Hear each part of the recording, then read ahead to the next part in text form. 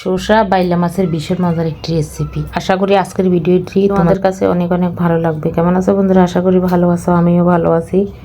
তো এখানকার মানুষ এটাকে আবার শসা বলে, আর আমাদের অঞ্চলে বলে মারফা।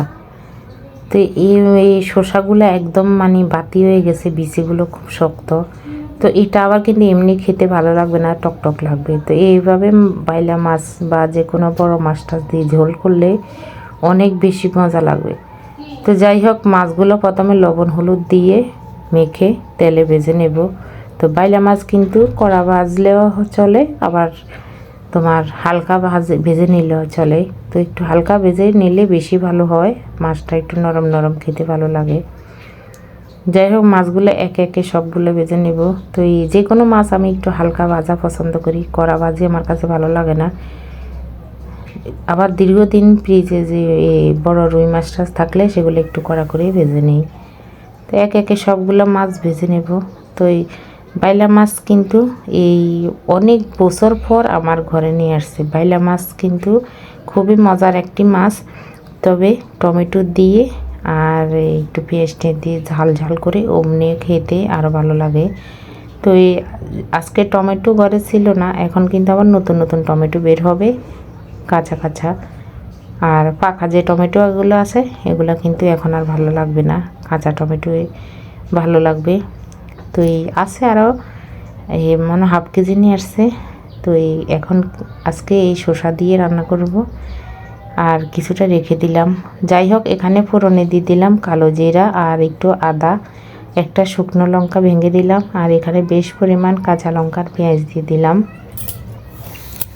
তো এখানে কাঁচা লঙ্কার পরিমাণটা একটু বেশিয়ে দিলাম, কারণ এখানে আমি গুঁড়ো লঙ্কা ব্যবহার একদমই করব না।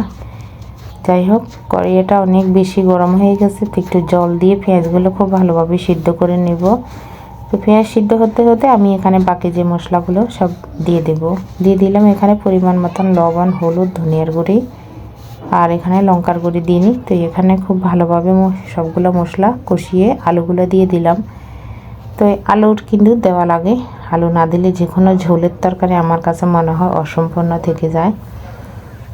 তো এই আলু যখন দেখলাম সিদ্ধ হয়ে গেছে, তো এই পর্যায়ে আমি শসাগুলো দিয়ে দিলাম।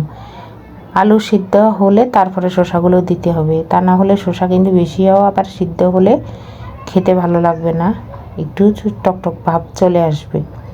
খুব ভালোভাবে এখন শসাটা দিয়ে আরেকটু হালকা নাড়াচাড়া করে এখন পরিমাণ মতন জল দিয়ে দেব। তো এই জল কিন্তু আমি আজকে বেশি পরিমাণেই দেব, যেহেতু একটা তরকারি একটু ঝোল হবে। তো একটু ঝোলটা একটু পরিমাণে বেশি রেখে দিলাম।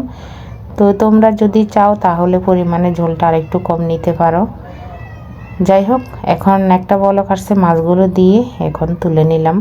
একদম পাতলা পাতলা শসা ঝোল। তো বন্ধুরা, রেসিপিটা কেমন লাগলো অবশ্যই জানাবে, ভালো লাগলে লাইক কমেন্ট শেয়ার করবে। আজকের মতন ভিডিও এই পর্যন্ত। পরবর্তী ভিডিও পাওয়ার জন্য চ্যানেলটিকে সাবস্ক্রাইব করে দেবে। যারা ফেসবুক থেকে দেখতেছে তারা ভিডিওটি শেয়ার করে দেবে।